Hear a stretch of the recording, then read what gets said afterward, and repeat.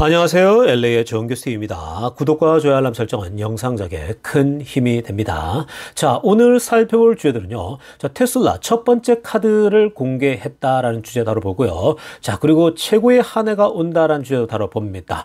자, 그리고 이어서 팔란티어와 비트코인이 계속 상승할까에 대한 주제 다뤄보고요. 그 외 테슬라 소식과 미국의 매크로 상황 두루두루 살펴시간 갖도록 합니다.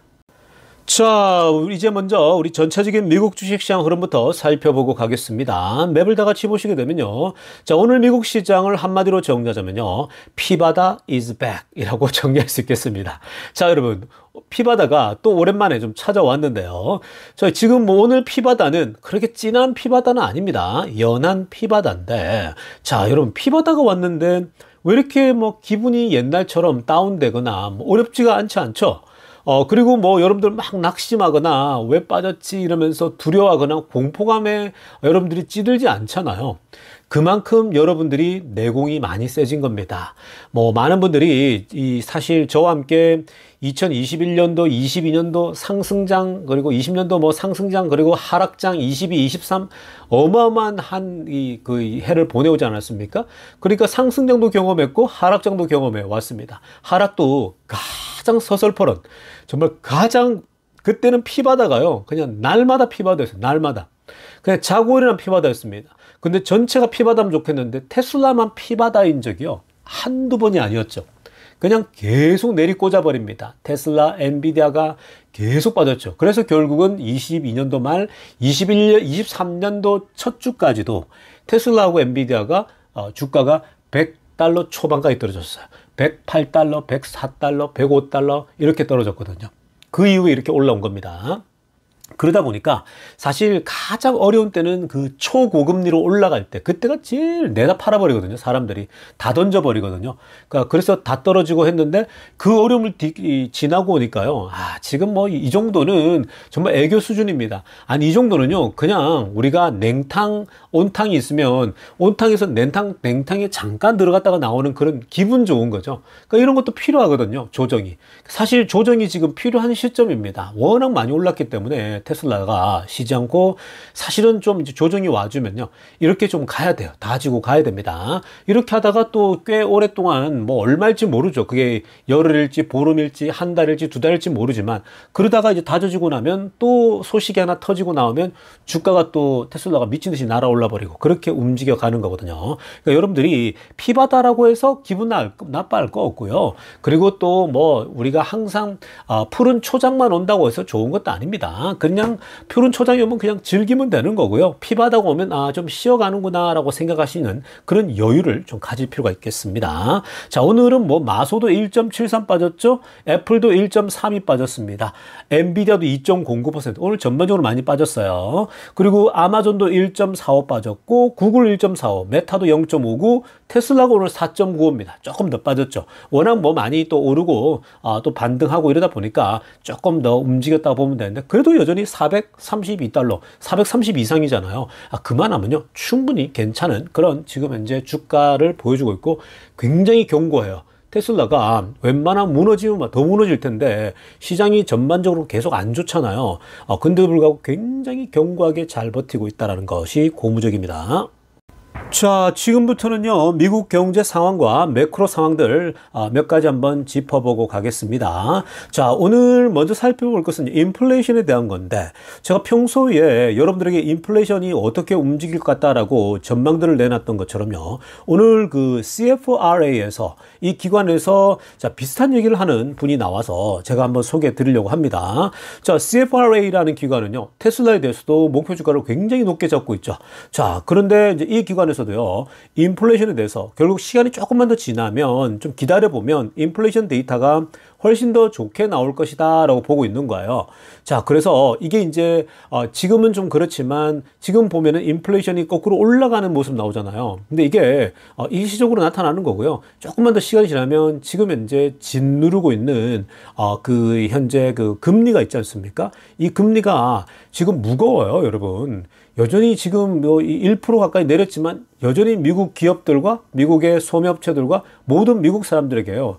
여전히 이 최고금리는 무거운 상황이기 때문에 데미지가 있습니다. 자, 그렇게 되면 자연스럽게 물가는요, 시간이 지나면 지날수록 내려갈 거라고 보면 됩니다. 다만 앞으로 그렇게 녹록진 않다라는 거죠. 초록색으로 하랬죠. We still have rough road ahead of us. 우리 앞에 거친 길이 여전히 남아있다. 이렇게 얘기를 하고 있거든요. 자, 그러니까 이렇게 지금 우리 앞에 거친 길들이 이제 있단 말은 이제 트럼프 대통령이 들어서게 되면은 관세 정책이랄지 이런 것들이 확실히 물가를 또 올리지 않겠냐. 이런 어려움이 있겠지만 결국 지금 금리가 높기 때문에 이 금리가요, 전방위적으로 영향을 미치고 있습니다. 자, 그래서 그러한 현상들이 미국의 저소득층이나 곳곳에 나타나고 있기 때문에 제가 말씀드리는 거예요. 뭐 여러분, 제가 미국 경제가 좋다 한다고 해서 미국이 뭐 정말 완벽하다 이런 얘기하는 게 아니라고 계속 말씀드렸죠.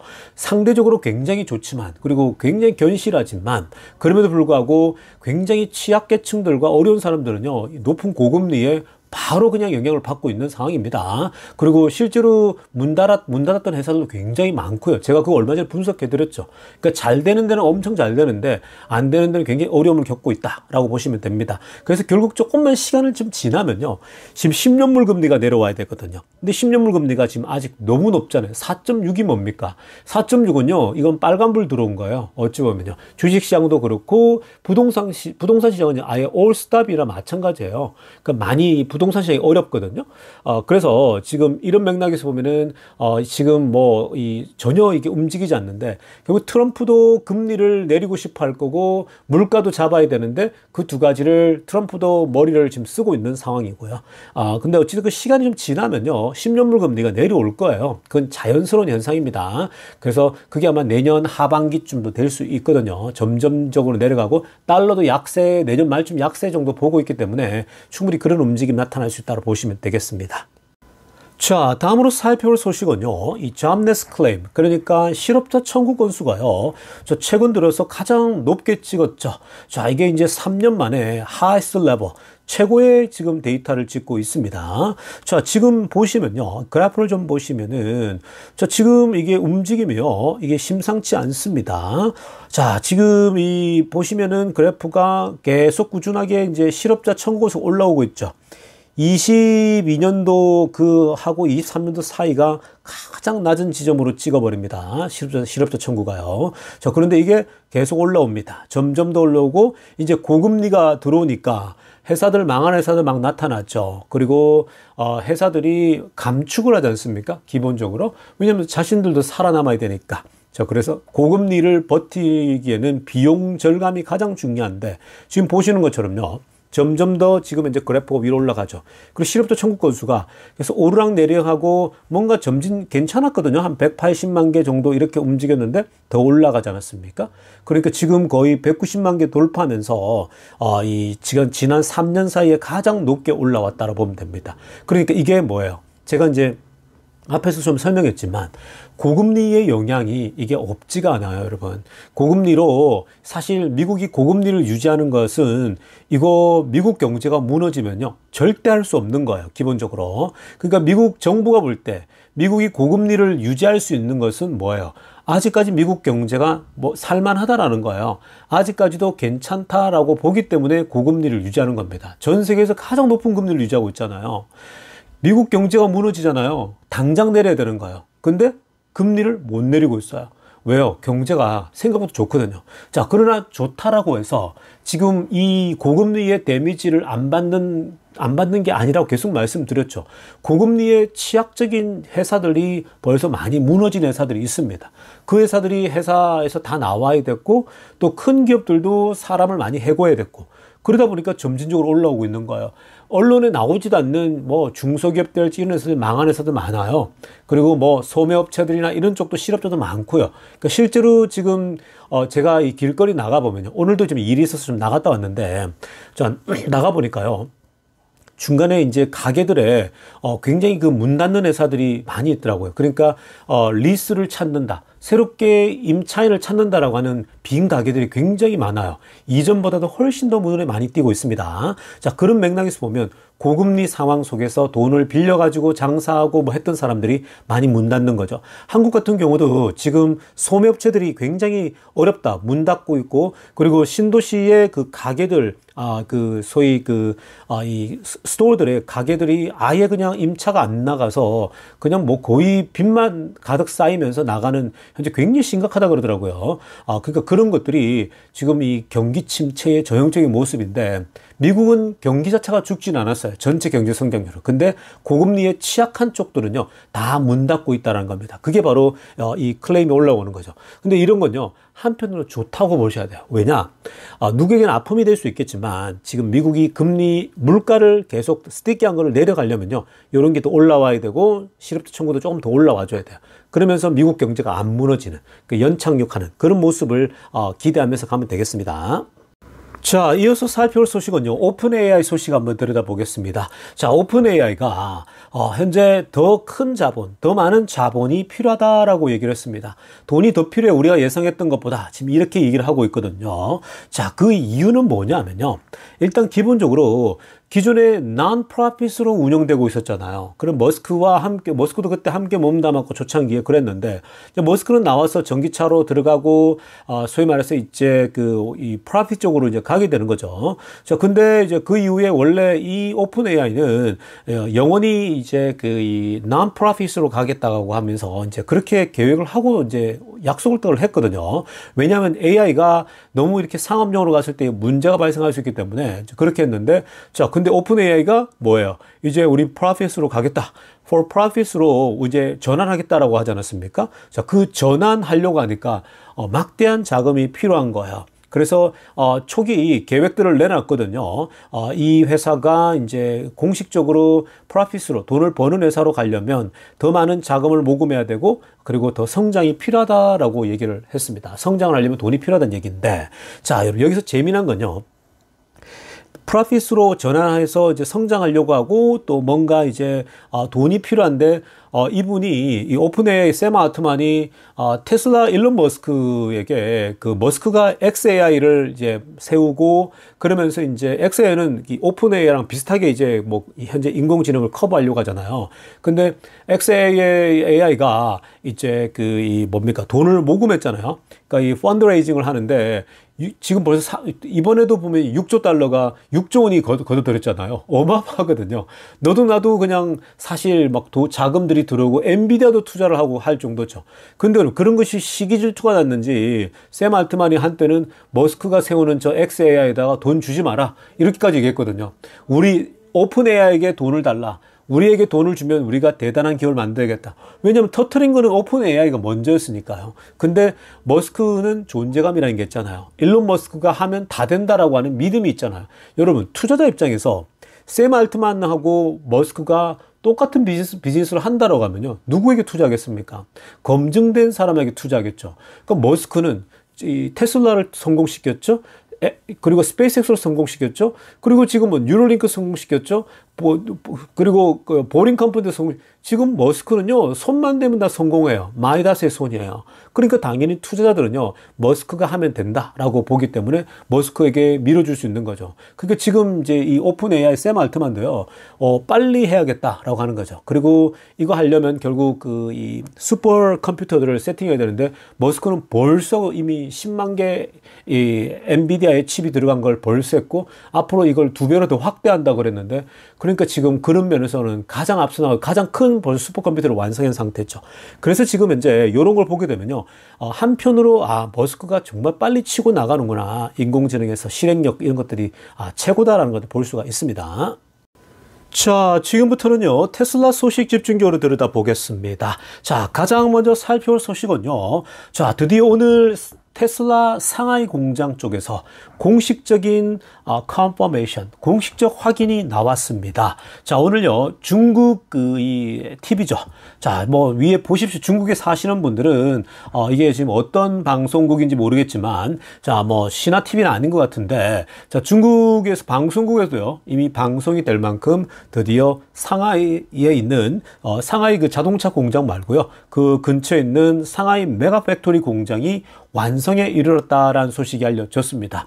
Official confirmation이에요. 그러니까 공식적 확인이 이제 나온 겁니다. 그동안 우리가 대략 이쯤 돼서 이제 완성이 될 것이다 짐작을 다 하고 있었잖아요. 근데 드디어 완공이 됐는데 오늘 영상을 보니까요. 위 한번 보세요. 뭐 진짜 멋있게 만들어졌습니다. 지금 공장 자체가요. 와, 보면 아주 그 평택 가면 삼성 공장 있죠. 그것처럼 뭔가 굉장히 우람하고 아주 그 이 압도적인 그런 힘을 보일 수 있습니다. 테슬라 마크가 딱 있으면서 테슬라 글자가 로고가 박혀 있잖아요. 와, 정말 사이즈도 어마어마합니다. 그러면서 위용을 드러내는데요. 굉장히 멋있습니다. 그러면서 중국 그 이 아나운서, 여자 아나운서가 뭐 메가팩 이러면서 중국말로 막 떠들더라고요. 그래서 완전 이 규모가 어마어마하다면서 막 그랬습니다. 공장이요. 보기만 하더라도 위에서 이 드론으로 촬영했는데도 굉장한 규모로 뭐 거의 지금 현재 그 다 칠해졌어요. 페인트도 그렇고 그 완벽하게 준비가 되어져 있는 모습이거든요. 자, 이런 걸 보게 되면요. 지금 이 상하이 공장에 이제 이 메가팩인데, 이게 이제 그 올 연말에 원래 complete, 완공을 목표로 하고 있었잖아요. 근데 이미 이제는 뭐 완전히 다 위용을 다 세웠고요. 그리고, 공식적으로 뭐라고 했냐면, to start production next year. 내년부터 본격적으로 생산에 들어간다라고 했습니다. 자, 정말 대단하지 않습니까? 내년이 시작하잖아요. 신년부터 본격적으로 생산을 시작한다. 여러분, 이건요.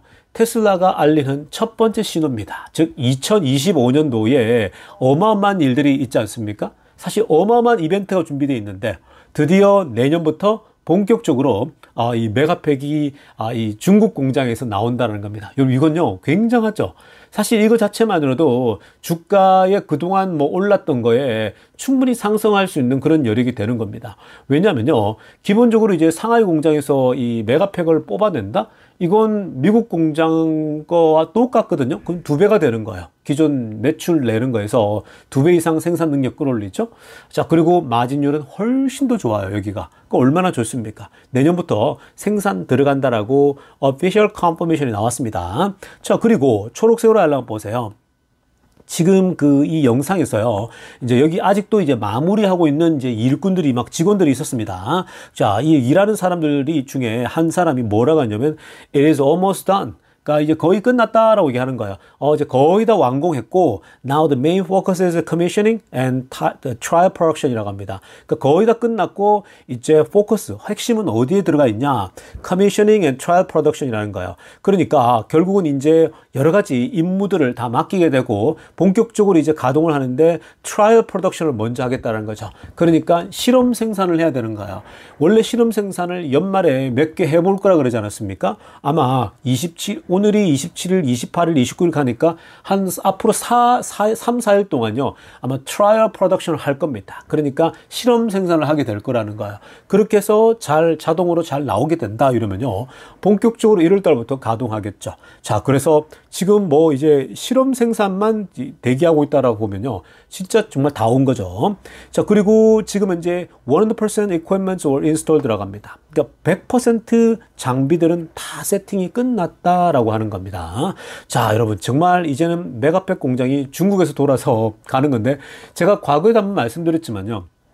실제로 이 회사에 대한 기대감이 왜 크냐면은 그리고 테슬라 주가에도 큰 영향을 줄 거라고 보는 게요.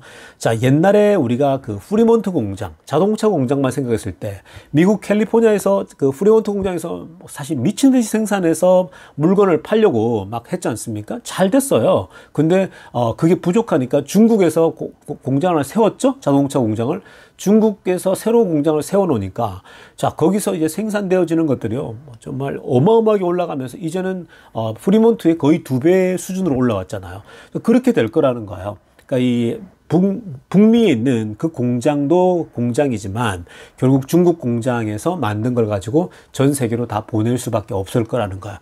굉장한 겁니다. 왜냐하면 기본적으로 중국이 인건비며 또 생산 속도며 미국보다 일 더 빠르잖아요. 미국 사람들은 뭐 휴가 갈 거 다 챙기고 뭐 세워라 내워라 막 그렇습니다. 그러니까 여기 중국 같은 경우는 뭐 그냥 거의 그냥 뭐 미친 듯이 돌리기 때문에 테슬라에게 여러 가지 어떤 그 메가팩을 통해서 수익률이 30%인데 마진율이 더 올라가는 거 아닌가 이런 기대감이 있거든요. 충분히 마진율 50%까지도 끌어올릴 수 있다고 저는 보고 있거든요. 그러니까 앞으로 이 1분기의 발표가 어떻게 나올지가 굉장히 지금 재밌고요. 그때는 확실히 뭔가 달라질 겁니다. 그러니까 테슬라의 그 에너지 쪽에도 훨씬 더 좋은 그런 수익률이 나올 거라고 봅니다. 자, 다음으로 살펴볼 소식은요. 오늘 또 한 이 기관의 전문가가요. 자, 본인이 테슬라의 현재 밸류에이션에 대해서 자신만의 모델링을 돌려봤다고 합니다. 자, 그래서 자신의 모델링을 돌려보니까요. 그러니까 위에 빨간색으로 하려고 보세요. My valuation model suggest라고 합니다. 그러니까 본인이 여러분 원래 모든 기관들은요. 각자 자신들만의 지금의 목표 주가를 내고 또 현재의 테슬라의 밸류에이션을 평가할 때에 자기들만의 기준들이 다 있어요. 그러니까 여러 가지 방식들이 다 있거든요. 자, 그래서 본인들만의 모델링을 돌립니다. 그 모델을 돌려봤을 때 이 사람 뭐라고 하냐면 테슬라 remains reasonably valued라고 합니다. 자, 테슬라의 지금 이 밸류에이션이 좀 굉장히 합리적이다라고 평가하고 있는 거예요. 지금 여러분 뭐 테슬라 주가가 430 올라오니까 지금 PR이 100이 넘어가고 하니까 뭐라고 합니까? 야, 이건 너무 고평가야. 이렇게 얘기하는 사람들 있죠.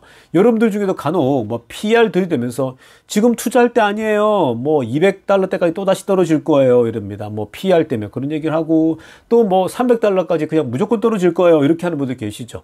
그럼 뭐 지금 몰라요. 뭐 그렇게 떨어질지 안 떨어질지는 아무도 모르는 상황인데 자, 그러나 지금 중요한 것은요.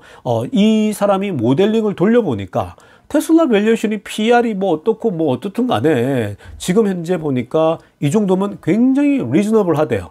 특히나 앞으로 5-year growth입니다. 앞으로 향후 5년간 성장률을 고려해 봤을 때에 지금 밸류에이션을 뭐 이 $400대 있는 거 너무나도 합리적이다라고 평가를 한다라는 겁니다. 5년이면 이제 앞으로 2029년까지 지금 볼 수 있는 거거든요. 대략 2030년까지 봤을 때에 5년의 성장. 원래 PR이라는 게 그렇잖아요.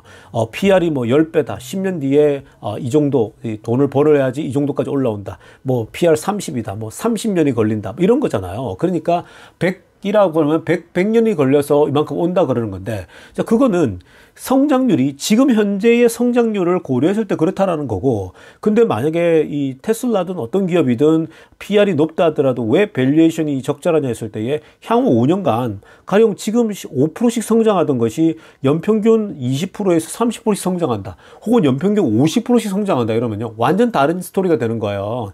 엔비디아가 그랬잖아요. 엔비디아가 이렇게까지 미친 듯이 오를 거라고 상상도 못했죠. 근데 엔비디아 왜냐하면 그렇게까지 목표 주가를 올렸을 때는요 PR이 엔비디아도 100 넘어 200 이렇게 가는 거거든요. 근데 엔비디아가 연평균 성장률을 보니까 지금 만약에 10% 성장할 거면은 이 엔비디아가 향후 연간 30% 40%씩 한다? 그러면 3으로 나눠야 되는 거고요. 50% 5배 차이는 다 5로 나눠야 되는 거예요. 그러니까 뚝 떨어질 수 있는 거거든요. 그래서 향후 5년간 성장률을 봤을 때에 충분히 지금 현재 밸류에이션은 적절하다 보고요. 그리고 margin expansion prospect입니다. 그러니까 마진이 앞으로 확장될 전망을 보고 있잖아요. 그러니까 지금 에너지 쪽도 중국에서 만드니까 마진이 원래 30%인데 더 좋아질 거라 보고 있고요. 자동차 쪽도 계속 좋아지고 있지 않습니까? 여기에 지금 저렴한 자동차도 내놓게 되죠. 뭐 지금 안 좋은 게 하나도 없죠. 그리고 또 중요한 건 뭐예요? 초록색으로 하려 했지만 as pivot to autonomous vehicle이라는 거예요. 그러니까 자율주행으로 전환하는 그것도 때문에 결국은 적절하다는 거예요. 앞으로 자율주행이 이제 primary revenue generator가 된다는 겁니다. 그러니까 자율주행 자동차가 앞으로 주된 그 매출 창구가 될 거니까 당연히 전혀 지금 비싸지 않고 아주 적절하다라고 보고 있는 겁니다. 자, 여기에 더 중요한 건 뭡니까? 외부적 환경까지 도와주고 있어요. 트럼프죠. 자, 트럼프 행정부 아래 노란색으로 하나 보세요. 규제 환경이 너무나도 좋아지는 거죠. 테슬라에게 아주 유리한 국면으로 흘러갈 거라는 거죠. 이거는 뭐 계속 언급해왔던 거죠. 그러니까 규제가 테슬라 중심으로 풀려진다? 이거는 여러분 완전 이 테슬라로서는 정말 호재를 맞는 거고요. 또 하나. Opening up a potentially faster path입니다. To its autonomous taxi network이거든요. 그러니까 지금 앞으로 이 자율주행 택시 네트워크를 만드는 데 있어서 더 빠른 길이 잠재적으로 열릴 수 있다라는 거예요. 그 규제가 풀리니까 테슬라가 이 자율주행 로보택시를 통해서 앞으로 로보택시 자율주행 소위 택시를 운영하는 거지 않습니까? 이렇게 됐을 때 그거는 그냥 무한대의 자금이 계속 들어오게 되는 거죠. 자, 그래서 이런 걸 놓고 봤을 때요. 테슬라가 사실 지금 밸류에이션도 쌀지도 몰라요. 정말로요. 나중에 더 많이 오를 건데 그렇게 됐을 때는 지금 우리가 비싸다라고 할 때에 그게 얼마나 쓰잘데기 없는 소리인지 그게 얼마나 뭘 모르는 소리인지를 나중 가봐야 아는 거예요. 그러니까 테슬라는 항상 그랬잖아요. 돌아보니까 그때 샀어야 되는데 이런 후회를 항상 하지 않습니까? 자, 그래서 뭐 조정을 받아주고 조정이 내려올 때는요 땡큐인 겁니다. 내려와 준다면 너무 땡큐인 거죠. 뭐 만약에 여기서 $400보다 $300까지 때에 내려온다고 그러면 그때 여러분들이 살 수 있을 것 같습니까? $300대로 떨어지잖아요. 그때 언론들에서 뭐라고 나올 거냐면요. 제가 그냥 안 봐도 뻔합니다. 그때는 언론들이 테슬라 이거 너무 거품이었다. 막 이러면서 $300대로 내려왔지만 그때는 $400 때는 $300 내려오면 사겠다고 그랬지만 정작 $300 내려오면요. 언론들이나 분위기가 완전 바뀝니다. 완전 더 떨어질 것 같아 보이거든요. 그럼 못 사요, 여러분. 그게 투자에 막 투자가 쉬울 것 같지만 투자의 심리라고요. 그러니까 여러분들에게 제가 계속 강조하는 게 뭐냐면은 내가 떨어지면 살 수 있을 것 같지만 절대 못 산다. 그렇기 때문에 그냥 꾸준하게 좋은 기업이다. 나중에 10년 뒤를 보고 사라 그랬죠. 그게 가장 좋은 방법이라고요. 쓰잘데기 없이 잔머리 쓸 필요 없다라고 계속 말씀드리고 있습니다. 자, 다음으로 살펴볼 소식도요. 굉장히 흥미로운 소식입니다. 자, 여러분, 테슬라가 미국에서 현재 자율주행을 하는 것은 보면 라이다나 레이다를 다 제외하고 카메라 베이스로 진행하고 있지 않습니까? 굉장히 지금 수준 높게 올라온 상황이거든요. 이미 버전 13 이상은 아주 지금 눈보라기도 다 분별할 수 있고, 그리고 뭐 소방차랄지 이런 것도 자동으로 멈춰서 해야 되는데 그것도 다 멈춰서면서 이제 점점 좋아지고 있는 상황입니다. 자, 그런데 오늘 중국 쪽에서 테슬라가 성장하는 걸 보고 자랐던 리오토, 샤오펑 이런 회사들 있죠. 자, 그 중에 리오토의 CEO가 이런 얘기를 했습니다. 그러니까 테슬라의 지금 이 라이다나 레이다를 달지 않은 그 상태, 그냥 지금 카메라 베이스로만 하는 거 아마 중국에서는 실패할 것처럼 얘기를 했거든요. 자, 먼저 위에 빨간색으로 하나 보세요. 본인이 볼 때에 머스크가 만약에 중국에서 이 각각의 고속도로에서 운전을 만약에 한번 해봤더라면, 그리고 Deep in the Night, 캄캄한 어두운 밤 있죠. 정말 어두운 밤에 중국 그 고속도로에서 여러 고속도로가 있지 않습니까? 뭐 중국에 이 빛이 잘 들어오지 않는 것도 있을 수 있지 않습니까? 자, 어찌됐건 그런 데에서 만약에 운전을 한번 해봤더라면 이 라이다를 절대로 떼진 않았을 것이다 라고 얘기를 한 겁니다. 정말 그랬다라면 아마 머스크가 라이다를 계속 유지했을 걸, 그러니까 라이다를 떼지 못했을 거라고 본인은 짐작한다라고 합니다. 이게 이제 리오토의 CEO죠.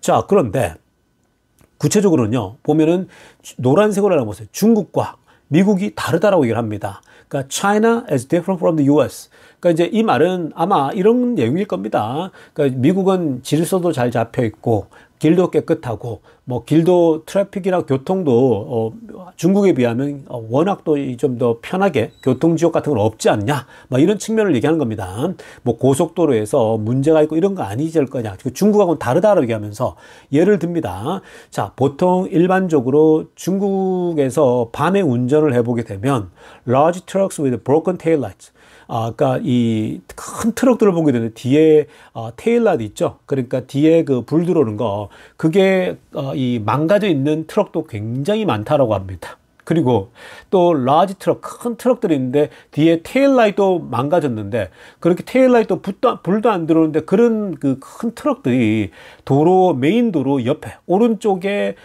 파킹도 하고 있는 경우가 허다하다고 얘기를 합니다. 그러니까 실제로 이게 옛날 우리 70년대, 80년대 보면 우리도 그때 막 그 길가에다가 자동차 막 세워두고 이런 경우가 허다했지 않습니까? 근데 중국에도 아직도 그런 데가 많다라고 얘기를 하는 거예요. 자, 길가 옆에다가 큰 트럭이 뒤에 라이트 안 들어오는데 파킹하고 있다? 그러면은 그거는 그냥 발 앞에서 부딪히지 않겠냐, 뭐 이런 차원에서 얘기를 하는 겁니다. 그러니까 이게 하나를 예를 들었지만 그만큼 불규칙적인 것이 많다라고 얘기를 하는 거죠.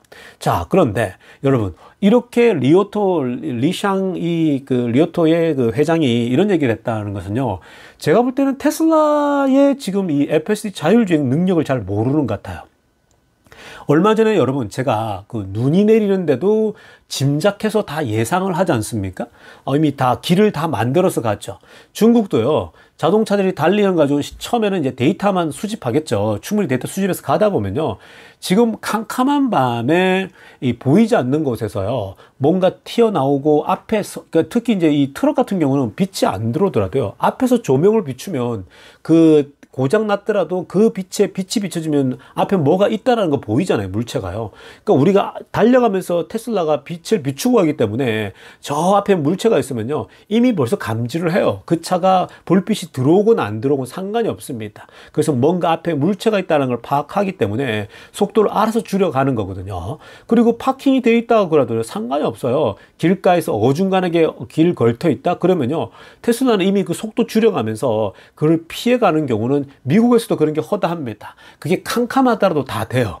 그 캄캄한 밤에 운전을 다 해봤거든요. 왜냐면은 정말 모든 게 캄캄하면 아무것도 안 보일 수 있는데 앞차가 캄캄하건 뭐 그건 상관없어요. 왜냐하면 우리가 빛을 비추고 가기 때문에 저 앞에 빛이 비춰오면서 이미 벌써 수십 미터 앞에서의 물체를 파악을 하는 거거든요. 그러니까 이런 이슈는요, 별 이슈도 아니에요, 사실. 그러니까 제가 볼 때 이 사람이 뭔가를 뭘 모르고 이렇게 지금 하고 있거든요. 지금 테슬라의 자율주행은 더 무섭게 발전하고 있는 그런 상황입니다.